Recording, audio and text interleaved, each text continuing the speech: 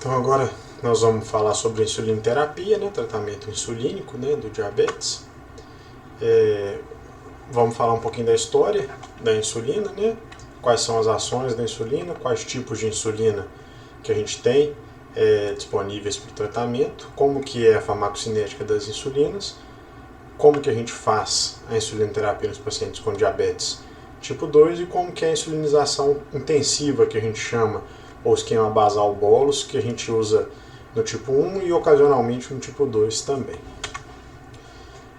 Então os objetivos é entender os efeitos fisiológicos da insulina, conhecer o perfil de ação das insulinas, saber as funções da insulina basal e da insulina bolus, saber prescrever insulinoterapia para pacientes com tipo 1 e saber quando e como iniciar a insulinoterapia para pacientes com diabetes tipo 2.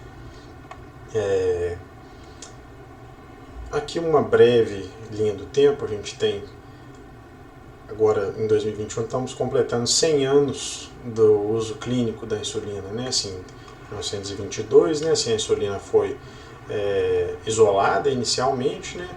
E até então o diabetes tipo 1 era uma doença com 100% de mortalidade, né? Não existia nenhum tratamento possível para o diabetes tipo 1. Por isso está descrito aqui que nenhuma medicação, com exceção dos antibióticos, salvou tantas vidas, né? Igual a insulina salva, né? Era uma sentença de morte o diagnóstico de diabetes tipo 1, né? Aí então a insulina começou a ser produzida por uma empresa americana, né, que é a Lilly, e pelas dinamarquesas Nordisk e Novo, que hoje em dia se fundiram, são a Novo Nordisk, né, e até hoje ainda produzem insulina. Aqui então a linha do tempo mais completa, né, o início do isolamento da insulina, né, aqui em 1946 o desenvolvimento da insulina NPH, que é a insulina protaminada, né, que é a que a gente usa mais com insulina basal atualmente. Aqui em 77 o desenvolvimento da insulina recombinante, né? Então antigamente a insulina era extraída de pâncreas de porco, né? De pâncreas bovino, né? E depois, atualmente, a insulina é produzida com material genético recombinante, né? Ele é injetado em bactérias que produzem a insulina, traduzindo esse material genético. Na década de 90 apareceram os análogos ultra rápidos, né? Na década de 2000 os análogos de insulina basal. Então, um pouquinho sobre a fisiologia. A insulina é um hormônio predominantemente anabólico, né? Que ele leva à formação de tecidos, né? E a ausência da insulina, em contrapartida, leva ao catabolismo, né? A perda de peso, poliúria, aqueles sintomas que a gente conhece. No fígado, a insulina inibe a glicogenólise e a gliconeogênese, né? Nos músculos e nos tecidos periféricos, né? Ela promove a captação de glicose, e no tecido adiposo ela inibe a lipólise, né? Que só para quem sabe é um dos mecanismos envolvidos na cetoacidose diabética, né? É a lipólise, né? E a produção de ácidos graxos e de metabólitos dos ácidos graxos levando à cetose. Então aqui é a secreção endógena de insulina, né? A gente tem uma secreção basal, né, de insulina e com os picos prandiais de alimentação, né? Essa secreção, essa produção basal de glicose é para inibir a cetose nossa mesmo, o fígado e os outros órgãos que produzem, aqui a glicose da alimentação, né? E com o pico da resposta da alimentação vem o pico da insulina, baseado naquele efeito incretínico que a gente discutiu um pouco na outra alimentação. Então aqui tem a curva de secreção da insulina, né, uma secreção basal e as secreções estimuladas pela alimentação, né? Então o que a gente faz no tratamento do diabetes tipo 1 a gente tenta imitar essa curva aqui com essa curva que a gente cria para os nossos pacientes, né? Então a gente usa insulina basal para manter essa secreção basal de glicose, semelhante ao que a gente tem aqui nessa secreção basal de insulina, e a gente dá os bolos de refeição para cobrir a alimentação do paciente, né? Semelhante ao que o nosso pâncreas faz para a gente, né? Aqui a gente tem umas curvas de duração das insulinas, né? Então a gente primeiro aqui em azul tem a NPH, que é a insulina humana protaminada, e a regular, né? Isso aqui é o tempo de duração dela. Aqui a gente tem os análogos de longa duração, então Detemir, Glargina, Degludec e Glargina U300. Vocês notam que elas têm um perfil bem mais achatado e uma duração bem mais longa. Então, para substituir essa curva de insulina basal, elas são teoricamente melhores, né? Nós vamos falar mais das diferenças delas depois. E aqui a gente tem a insulina regular, né? Essa curva aqui, que é o que a gente usa para imitar os bolos, né? As produções de insulina mediadas pela alimentação. E aqui a gente tem os análogos ultra rápidos. Então vocês vão notar que a curva de secreção natural ela é bem parecida com a curva de ação de efeito dos análogos, né? E não é tão parecida com a da regular, que é mais longa. Então isso já dá uma dica de por que talvez para alguns pacientes os análogos vão ser melhores. Aqui a gente tem esses dados resumidos numa tabela, né? Então aqui a gente tem a NPH, um início de ação de 2 a 4 horas, um pico entre 4 a 10 horas, durando de 12 até 18 horas, né? Fazendo que a gente use ela pelo menos 2 vezes ao dia, né? A regular, que é essa insulina rápida, início de ação em torno de 30 minutos, né? O pico em torno de 2 a 3 horas, mas pode durar até de 4 a 6 horas, né? Então a gente tende a aplicar 30 minutos antes das refeições. As insulinas ultra rápidas, né? Que são a Lispro, Aspart e Glulisina, né? Elas têm um início de ação mais rápido e um pico mais precoce, né? Então por isso elas são melhores, são mais parecidas com a secreção endógena de insulina na refeição. Fora que é mais conveniente para o paciente poder aplicar 5 minutos antes de comer do que ter que aplicar meia hora antes de comer. Então às vezes o paciente aplica meia hora, tem uma emergência, não pode comer, tem risco maior de hipoglicemia, né? Então essa daqui é muito mais conveniente para o paciente, né? E aqui a gente tem a Fiasp, né, que é a Aspart ultra rápida, por assim dizer, né, que ela tem um início de ação bem rápido, assim, bem mais próximo dos 5 minutos, né, enquanto essas daqui estão mais próximas dos 15 minutos. Né? Então ela ainda é um pouco mais fisiológica, mais conveniente. A gente orienta o paciente a aplicar imediatamente antes da refeição e ela pode ser usada inclusive após a refeição em pacientes que você não tem como ter certeza de que eles vão alimentar. Então, crianças pequenas, né, ou idosos que têm baixa aceitação de dieta, você aplica a insulina regular meia hora antes, aí o menino lá decide que não vai comer nada, aí vai ter hipoglicemia, né? Essa daqui você pode aplicar depois, ver o que ele comeu, quanto que ele comeu e aplicar a quantidade adequada sem risco um risco menor, aliás, de hipoglicemia. E aqui os análogos de ação mais longa, né, assim, que tem um início de duração, a Glargina e a Detemir, em torno de 2 a 3 horas, teoricamente não tem pico e duram aí até 24 horas, né, no caso da Glargina, e no caso da Detemir, elas têm uma duração variável de acordo com a dose. A Detemir a gente usa bem pouco, assim. Ela é o único análogo de longa que é disponível para uso em gestantes, então normalmente usa só para grávida a Detemir. A Glargina a gente aplica uma vez ao dia, normalmente, né? E é o análogo que talvez a gente use mais, assim. Das insulinas chamadas ultralentas, a gente tem a Degludeca e a Glargina U300, né? Então, assim, ela é U300 porque ela é mais concentrada, ela tem 300 unidades por ml. É a única insulina que é assim. Todas as outras insulinas são 100 unidades por ml. A Glargina U300 é a exceção. A Degludeca, a particularidade dela é que ela tem a duração até de 42 horas.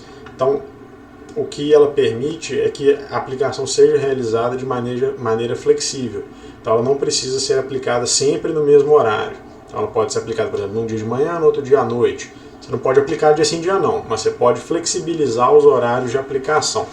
Isso é útil para pacientes idosos que dependem de ser cuidado por outras pessoas, né? Então, às vezes, o filho ou o cuidador um dia consegue de manhã, no outro dia ele só vai conseguir de noite. Ele pode usar a Degludeca, né? Então, tem essa vantagem. E a principal vantagem dos análogos de ação lenta é eles dão menos hipoglicemia. Então, os que dão menos de todos é Degludec e Glargina o 300, dão menos do que Glargina o 100 e Detemir, que dão menos que NPH. Então, na ordem de menos para mais hipoglicemia, é de baixo para cima aqui. E a vantagem dos análogos ultra rápidos são os que a gente falou já. Um perfil mais fisiológico e mais conveniente para o paciente. Aqui a gente tem a insulina inalável, que ela entra como substituição à insulina ultra rápida, né? Depois vai ter um slide mostrando para vocês. E a gente ainda tem aqui em desenvolvimento a Icodec, que é a insulina de uso semanal, mas que ainda não está disponível para uso clínico. E, dito isso, tem uma variabilidade grande entre pessoas, né, assim, sobre a duração da insulina, que é influenciada por várias coisas, pela função renal, por metabolismo próprio, né, assim. Então a gente vê, por exemplo, a Glargina, que ela fala que dura 24 horas, a gente observa que em algumas pessoas ela dura um pouco menos mesmo, e que o paciente às vezes vai começar a acordar com hiperglicemia em jejum, porque a Glargina não está chegando no outro dia, né. Então isso é muito variável de pessoa para pessoa. Aqui então só um gráfico mostrando a FIASP, né, que é a asparte ultra rápida, né. Aqui o pâncreas não diabético, aqui a FIASP, aqui os análogos de ação rápida e aqui a regular, né. Então aproxima um pouco mais da secreção fisiológica, né. A insulina ela é administrada primariamente de maneira subcutânea, né. A gente tem, para administrar, a gente tem seringa, né? As seringas tem seringa graduada de 100 unidades, elas são graduadas de 2 em 2. A gente tem seringas de 50 e de 30 unidades também. E agora, nos centros de saúde, eles estão disponibilizando para os pacientes as canetas descartáveis com insulina NPH irregular. A caneta é mais fácil, mais prática, né, para o paciente usar. Mais fácil de transportar do que mexer com seringa e ampola e tudo mais. Você seleciona a dose com esse dial aqui e só aplica, muito mais fácil. E essas canetas são canetas com refil, são canetas reutilizáveis. O paciente compra ou pega na farmácia popular os refis e coloca aqui, depois que ele acaba, ele joga fora só o refil e mantém a caneta, né? A caneta descartável não, você pega e joga ela toda fora. Além disso, algumas insulinas podem ser usadas de maneira endovenosa, né, e são usadas, né, assim, no tratamento da hiperglicemia hospitalar, né, assim, da cetoacidose diabética, o tratamento é com insulina venosa, né. Existe a insulina inalável, que a gente vai mostrar daqui a pouco, e existem as bombas de infusão contínua de insulina, que usam os análogos de ação rápida e ultra rápida. Aqui é um esqueminha da bomba de insulina, não é o objetivo falar na aula hoje, né, assim, porque as bombas de insulina são uma coisa bem específica, né, mas basicamente o que elas fazem é simular ainda mais, de maneira mais semelhante aquele perfil fisiológico de secreção. Então a gente consegue programar, ela usa insulina ultra rápida, né, e ela tem um catéter que liga num catéterzinho que fica no subcutâneo aqui do paciente. E a gente consegue programar uma infusão de insulina basal, então infundir 0,5 unidades por hora, por exemplo. E a gente programa as relações insulinas-carboidrato para o paciente fazer os bolos de refeição. Ele coloca quantos gramas de carboidrato que ele vai comer e a insulina calcula os bolos para ele. Então é um sistema bem interessante que tem algumas vantagens e alguns pacientes que beneficiam muito, né? A gente tem dois fabricantes basicamente, né, que é a Medtronic, que é essa bomba aqui, e a Roche, que é essa bomba aqui que tem um controle remoto. Os pacientes que mais beneficiam de bomba de infusão contínua são os pacientes que têm hipoglicemia de controle muito difícil, né? Então às vezes o paciente já está com análogo de longa e mesmo assim continua tendo hipoglicemia. A bomba é uma boa indicação porque você consegue programar essa infusão muito mais detalhadamente. Pacientes com o chamado fenômeno do alvorecer, que é uma hiperglicemia em jejum secundária a aumento de hormônios contrarreguladores naquele horário. Então, pico de cortisol, pico de adrenalina, que acontecem naturalmente, né, durante a manhã. Tem alguns pacientes que têm esse fenômeno, é muito comum em paciente adolescente, né, e às vezes você não consegue resolver isso com infusão intermitente subcutânea de insulina, né. Então, o paciente, às vezes, você está aplicando NPH à noite, por exemplo, mas a glicemia 3 horas da manhã está ficando 80, 70 já, e dá 2 horas da manhã, dá 5 horas da manhã, aliás, a glicose bate em 200. E você não tem como aumentar mais essa NPH da noite, porque senão ele vai ter hipoglicemia 3 horas da manhã. E você não pode também não aumentar porque ele está acordando com 200. Então, o fenômeno do alvorecer é um desafio de manejo, né? A gente faz, às vezes, é aplicar NPH mais tarde, ou então trocar para a bomba de insulina, que aí você consegue programar para, por exemplo, a partir de 4 horas da manhã, você infundir mais, uma quantidade maior de insulina e compensar o aumento desses hormônios contrarreguladores, né?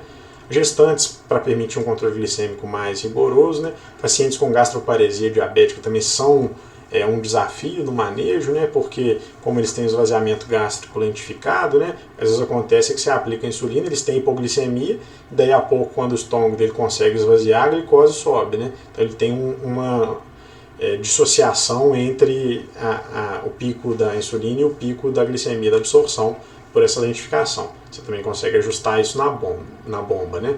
Crianças, né, que têm um controle mais difícil, né, e pessoas sem rotina de estilo de vida, né, você consegue ter mais flexibilidade com a bomba, especialmente fazendo contagem de carboidrato. Aqui brevemente a insulina inalável, né, assim, ela é utilizada com esses dispositivos que parecem um apito, né, assim, na verdade ela foi relançada no mercado há pouco tempo. Ela tinha sido lançada, né, a Fresa, né, que é o nome comercial, há algum tempo, aí saiu do mercado e agora acabou voltando, sabe? É uma coisa que ainda é muito nova, ela substitui os análogos de ação curta, né, e ela só vem em doses fixas de 4, 8 ou 12 unidades, né? Então, fora que o custo é muito elevado, então a gente tem eu pelo menos tenho pouca experiência clínica com insulina inalável, assim, e os pacientes também não gostam muito não, assim, essa questão de só ter nesses valores fixos restringe muito o uso. Então, agora vamos falar um pouco sobre a insulinoterapia propriamente, né? Porque qual que é a questão? O paciente com diabetes tipo 2, ele, no início, ele não tem deficiência de insulina, pelo contrário, ele tem insulina alta por conta da resistência, né? Assim, só que ao longo do tempo, conforme a resistência vai aumentando, o pâncreas dele vai entrando em falência secundária, levando a uma insulinopenia relativa, né? Que é nesse momento que o paciente normalmente manifesta com sinais de necessidade de de entrar com insulina, né? Assim, então a gente fala desse termo de evitar a inércia terapêutica, é não ficar atrasando a progressão do tratamento. Porque tem muita gente que fala assim, não, vamos esperar mais um pouco, dá um tempo, espera 3 meses, espera mais 3 meses, aí vai ver o paciente está descontrolado há 10 anos e já estava com indicação de insulina 10 anos atrás e ninguém começou. Então, o paciente ficou hiperglicêmico, acrescenta outra droga oral. Não controlou a glicada em 3 meses, acrescenta outra droga. Não controlou em 3 meses, não tem mais droga oral para acrescentar, tem que insulinizar. Não podemos deixar esse paciente ficar descontrolado. Porque a gente sabe que a memória metabólica, uma hiperglicemia no início, traz complicações metabólicas para o paciente, mesmo que depois ele controle, né? A gente, por outro lado, não deve utilizar a insulinoterapia como uma ameaça. Não, a gente não vai falar com o paciente, se você não perder peso, se você não controlar, eu vou começar a insulina para você. Porque não é assim. A insulinoterapia é parte da história natural da doença, do diabetes, né? O paciente eventualmente vai precisar de prescrição de insulina. Então, é bom que desde o diagnóstico a gente já fale com os pacientes, olha, você vai começar com medicação oral, mas no futuro pode ser que você precise usar a insulina, né? Porque aí ele já espera que isso uma hora pode acontecer e não vai entender aquilo como uma falha pessoal ou incompetência dele, né? A gente deve estar atento para pacientes com diabetes autoimune, né, tardio, né? Então LADA ou mesmo DM1, para a gente não comer mosca no diagnóstico e ficar tratando com droga oral uma doença que o tratamento é insulina, né? E em toda consulta reforçar sobre técnica de aplicação, os cuidados que o paciente tem que ter, como armazenar a insulina, em quais lugares que ele pode aplicar, homogeneizar a insulina adequadamente, fazer rodízio dos sítios, toda uma coisa que envolve o tratamento com insulina que depende de educação em diabetes e faz diferença no controle, né? Então, os pacientes, as indicações para a insulinoterapia no DM2, então são pacientes que dão sinais de que estão evoluindo com falência secundária, né? Paciente que começa com poliúria, polidipsia, perda de peso, né? São pacientes que estão mostrando para a gente que estão insulinopênicos, né? Pacientes com diabetes que têm intercorrências e descompensam agudamente, então o controle glicêmico de pacientes internados é feito primariamente com insulina, né? E pacientes que são submetidos à cirurgia também, normalmente o controle glicêmico hospitalar é feito com insulina. Na gestação, é a droga de escolha para o tratamento do diabetes, né? Tanto do diabetes prévio quanto do diabetes gestacional, e pacientes com insuficiência renal e hepática que têm uma limitação grande ao uso de drogas orais, então eles acabam precisando de insulina mesmo. E a gente já deve insulinizar ao diagnóstico o paciente que está sintomático. A ADA recomenda que a gente insulinize, né, esses pacientes se ele está sintomático, se ele tem glicose de jejum acima de 300 ou glicada acima de 10. Né? Então é muito comum a gente ver paciente que bate no pronto-socorro com glicose de 300, com sintomas de poliúria, polidipsia, perda de peso, polifagia, e aí o plantonista que não tem, às vezes, conhecimento e costume de tratar diabetes, fala assim, não, aí corrige a glicose na hora lá, só com insulina subcutânea e dá alta com a prescrição de metformina, né? Então é inadequado. O paciente deve ser insulinizado, né? Então, inicialmente, no tratamento dos pacientes com DM2, a gente começa com insulina basal, né? Porque o paciente ainda tem secreção residual de insulina. Então, normalmente, a gente mantém as drogas orais que ele está usando, né, à exceção da sulfonilureias, né, por conta do risco de hipoglicemia, e inicia a insulina basal, normalmente uma dose de 0,1 a 0,2 unidades por quilo, né, e vai aumentando aí de 3 em 3 dias, baseados na glicemia de jejum. Então, se o paciente estiver usando NPH, muitas vezes a gente começa com NPH só à noite, né? A gente chama de NPH bedtime, e vai aumentando aí entre 10% a 20% a cada 3 dias, com base na glicemia de jejum, buscando aquele alvo que a gente conversou na outra aula, de em torno de 130 de glicose, né? Ou então, no caso da NPH, se o paciente não está controlando, a gente pode passar para NPH 2 vezes ao dia, né? Com a distribuição da dose entre 2/3 de manhã e 1/3 à noite, né? Nos casos dos análogos, a gente usa uma vez ao dia só. Vai aumentando com base na glicemia de jejum. E a gente tem que tomar cuidado para pacientes que estão usando mais de meia unidade por quilo, se ele não está com excesso de glicemia basal, né, de insulina basal. Às vezes esse paciente está precisando de insulinização intensiva já, e não adianta você ficar aumentando a insulina basal dele, porque ele vai começar a ter hipoglicemia ou comer muito para não ter hipoglicemia, e aí vai ganhar muito peso, né? Então a gente tem que tomar cuidado com esse excesso de basal. Os análogos, então, tem essa questão de dar menos hipoglicemia, né? Mas também o uso no SUS é limitado pelo custo. Então, o paciente que você vai, a insulina basal, a gente vai guiando pelas glicemias de jejum, ele atingiu o alvo de glicemia de jejum, mas persiste com a hemoglobina glicada alta, será que esse paciente está fazendo hiperglicemia pós-prandial? Às vezes o jejum está bom, mas pós-refeição ele está ficando alto. Então a ADA recomenda que inicialmente você considere associar um agonista de GLP-1, né, um análogo de GLP-1, né, que a gente tem ou usado separadamente, né, a liraglutida, a lixenatida, a dulaglutida, a semaglutida, ou a gente tem no mercado essas duas coformulações que vêm juntas na mesma caneta, a insulina degludeca e a liraglutida, né, que é o Schultoff, e a glargina U100 com a lixenatida, que é o Soliqua, né. Mas aqui realmente para a gente no SUS é pouco disponível, né, mas acho que é interessante você saber. Então, se o paciente nosso persiste com glicemia de jejum boa e A1C persiste alta, provavelmente ele está precisando de insulinização plena ou insulinização intensiva ou basal bolus, né, que é o esquema que a gente vai falar agora. O esquema basal bolus é o uso da insulina basal, né, insulina de ação longa, né, tipo NPH, glargina, essas de ação mais longa, associados à insulina prandial, que é o bolus que a gente chama. Então, insulina regular ou os análogos ultra rápidos, né, que são o lispro, aspartame e glulizina, né? A gente tende a distribuir em torno de 50% na insulina basal e 50% na insulina bolus, pelo menos, às vezes até mais bolus do que basal. A insulina basal, então, vai compensar a produção hepática de glicose e a insulina bolus vai compensar a alimentação e as correções das glicemias.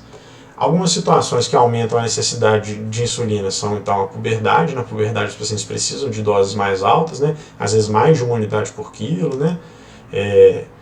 O terceiro trimestre da gestação, pacientes com doenças, né, intercorrências clínicas, né, tá com infecção, tá com alguma coisa, vai precisar de insulina, né? Alguns medicamentos, assim, mais notoriamente os glicocorticoides, né? E o estresse, que às vezes pode pontualmente aumentar a glicemia do paciente, né? E outras doenças endócrinas, tipo hipertiroidismo, doença de Cushing, feocromocitoma, acromegalia, são causas secundárias de diabetes, né? E outras causas não endócrinas, né? Tipo hepatite C, enfim, tem várias coisas que podem levar a uma necessidade mais aumentada de insulina. E os pacientes com doença renal crônica, eles podem recircular a insulina que você aplica, então muitas vezes você precisa reduzir a dose de insulina do paciente, né?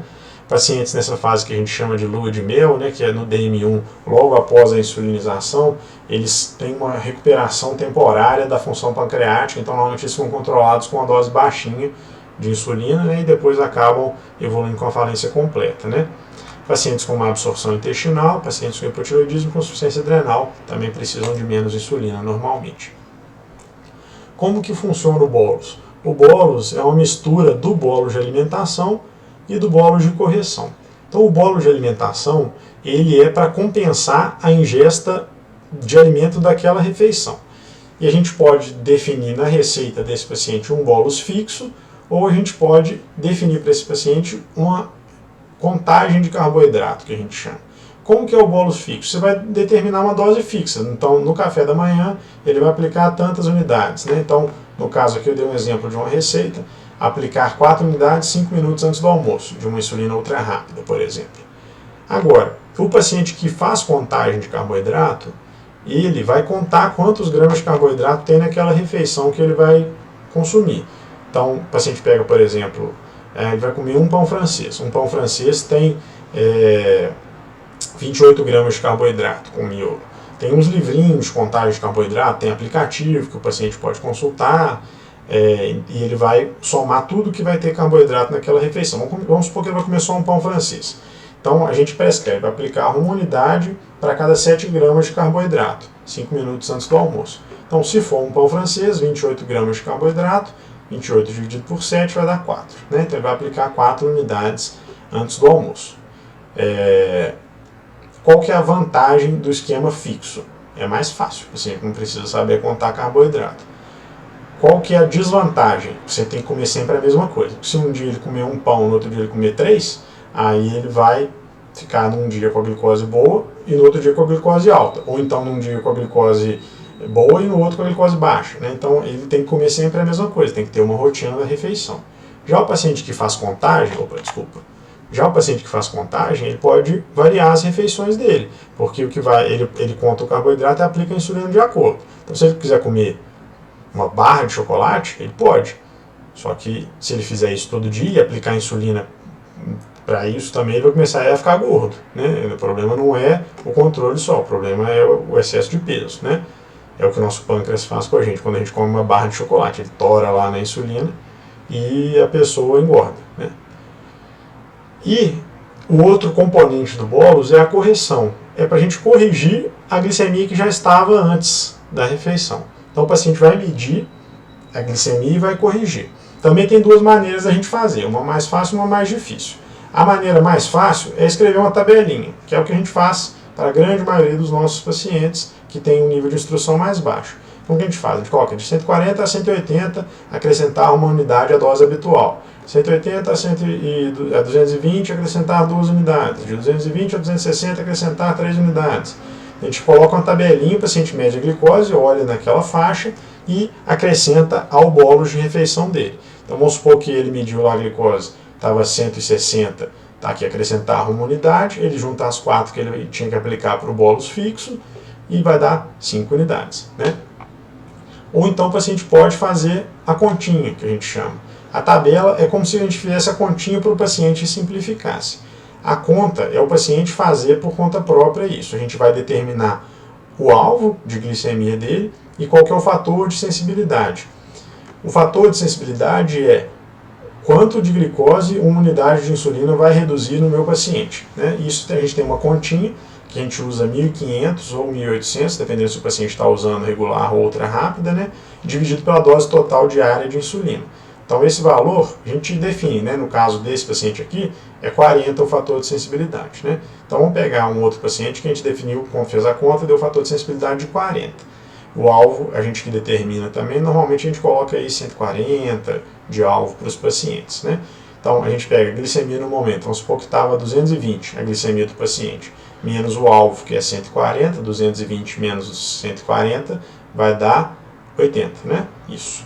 Dividido pelo fator de sensibilidade, que a gente definiu que é 40, 80 dividido por 40 vai dar 2 unidades. Então o paciente vai somar a correção ao bolus da contagem de carboidrato. Então o paciente que faz contagem de carboidrato e faz continha de correção, ele tem que fazer um bocado de continha. Por isso que isso aqui depende de um paciente com um nível de instrução mais alto. Mas isso permite que o paciente tenha mais flexibilidade na alimentação dele, né? Já o paciente que usa dose fixa vai ter uma conta mais fácil para fazer, mas vai ter menos possibilidade de flexibilidade, né? Aqui está um exemplo então do paciente que usa dose fixa, né? O problema de usar a dose fixa, né? Então, se o paciente está com a glicose de 100 mg por decilitro, a glicemia, e tem um almoço padrão, pode ser que com 4 unidades, 2 horas depois, ele vai estar com a glicose aceitável, né? 140 para pós-prandial, tá bom. Agora, se o paciente já chega com a glicose de 200 e come o mesmo almoço padrão, 4 unidades provavelmente não vai ser suficiente, né? A mesma coisa, o paciente que está com a glicemia boa, mas aí come só salada e carne no almoço, não come carboidrato e tal, talvez 4 unidades vai ser demais para esse paciente, né? E o paciente que está com a glicose alta ainda come uma macarronada, come muito carboidrato, 4 unidades com certeza vai ser pouco, né? Então por isso a importância dos bolos de correção e para o paciente que varia a refeição, a contagem de carboidrato, né? Aqui então os exemplos, né? E aqui a gente tem alguns exemplos para a gente tentar entender. Aqui, jejum, pós-café da manhã, almoço, antes do almoço, pós-almoço, antes do jantar e pós-jantar e ao deitar, né? Para a gente estudar o que está acontecendo com esse paciente. Olha, ele no jejum está 100 a glicose dele. Então tá boa, né? Está acordando com 100, tá bom. Após café está 150, tá bom. Antes do almoço está 100, tá bom. Após o almoço está 140, tá bom. Mas antes do jantar ele está chegando alto, né?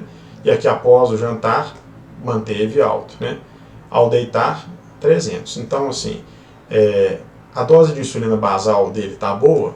Se ele estiver usando basal à noite, tá bom, né? Porque ele está acordando com a glicemia de jejum adequada, né? Se ele estiver usando NPH 2 vezes ao dia, pode ser que ele precise de uma terceira dose de NPH para tentar cobrir esse pré-jantar. Ou então um bolos no lanche. Tem paciente que faz lanche à tarde e explicaria por que ele está chegando alto no jantar. E a correção está adequada? A correção provavelmente não está adequada, né? Porque aqui estava com 300, continua com 350, né? Então a correção pelo menos desse horário aqui não está adequada, né? Aqui um outro exemplo, paciente com uma glicose de jejum de 200, após o café 150, antes do almoço estava 100, após o almoço 140, antes do jantar 150 e após o jantar 160, ao deitar 150. Esse paciente está com problema basicamente no jejum. Então nesse paciente a gente tem duas possibilidades. A dose basal está boa. Para responder isso a gente precisa saber quanto que está a glicemia dele na madrugada. Se esse paciente está tendo hipoglicemia e está tendo o chamado fenômeno de Somogh, né, que é uma resposta de hiperglicemia no jejum à hipoglicemia noturna, ou se ele tem aquele famoso fenômeno do alvorecer que a gente está chamando e a gente pode aumentar a dose dessa insulina à noite. Então a dose basal está boa? Não sei, vamos ter que ver a glicemia da madrugada, né? O bolo de alimentação está adequado? Parece que está adequado, né? Ele está ficando bom nos pós-prandiais, né? E a correção está adequada? Também está adequada, né? Ele acorda com 200, aplica a correção, após o café ele tá boa a glicose dele. Então o problema dele está só no jejum. Temos que ver a glicemia da madrugada para ver se a gente tem que aumentar o basal dele. E aqui a gente tem um outro paciente, um terceiro exemplo, né?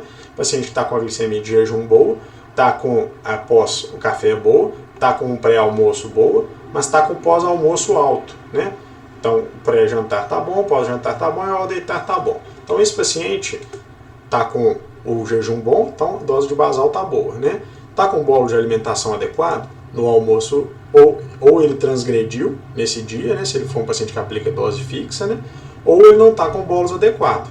Então a gente precisa aumentar o bolus do almoço dele, né? O bolus dos outros horários está adequado, né? O pós-prandial está ficando abaixo de 180. E o bolus de correção a gente não tem como avaliar aqui porque ele não precisou fazer correção nas glicemias pré-prandiais, né? Então lembrar desses cuidados, né? Excesso de insulina basal, checar se o paciente está tendo hipoglicemia noturna ou não, né? No caso do paciente com hiperglicemia em jejum, né? Ver se o paciente está fazendo bolos no lanche ou não, que é o caso desse paciente aqui que está chegando antes do jantar, está com pós-almoço bom, provavelmente ele vai precisar de um bolos no lanche da tarde, né? E erros de cálculo que podem acontecer, né? Aqui, brevemente, alguns efeitos adversos possíveis da insulina, né? Hipoglicemia, a gente deve orientar os nossos pacientes sobre os sintomas da hipoglicemia e o que fazer em caso de hipoglicemia, né? Ganho de peso pode acontecer com a insulina, né? Então o paciente tem que tomar cuidado em relação a isso. Reações alérgicas são raríssimas com as insulinas modernas, né, insulinas recombinantes, é realmente a exceção da exceção, né? Então, muitos pacientes falam, tem alergia à insulina. É raro demais. Às vezes o paciente tem algum mal-estar, tem uma hipoglicemia e fala, eu estou com alergia à insulina. Não é alergia, né? A alergia verdadeira à insulina é muito rara, porque a insulina é humana e recombinante, então potencial alergênico muito baixo. E as lipodistrofias, né, que são esses endurecimentos da pele nos lugares onde os pacientes aplicam, se eles não fazem o rodízio adequado da aplicação da insulina, que podem prejudicar a absorção adequada e a farmacocinética adequada da insulina. Então, sempre checar se o paciente tem alguma lipodistrofia e orientar que ele não aplique a insulina nesses lugares, né? Então, sempre focar em educação em diabetes, focar em via técnica, ver como que o paciente está armazenando a insulina, ver se o paciente está homogeneizando o NPH ou não, orientar o paciente e cuidado com esses possíveis efeitos adversos, né? Então aqui as referências bibliográficas e eu estou à disposição para esclarecer qualquer dúvida que tiver. Obrigado a todos, viu?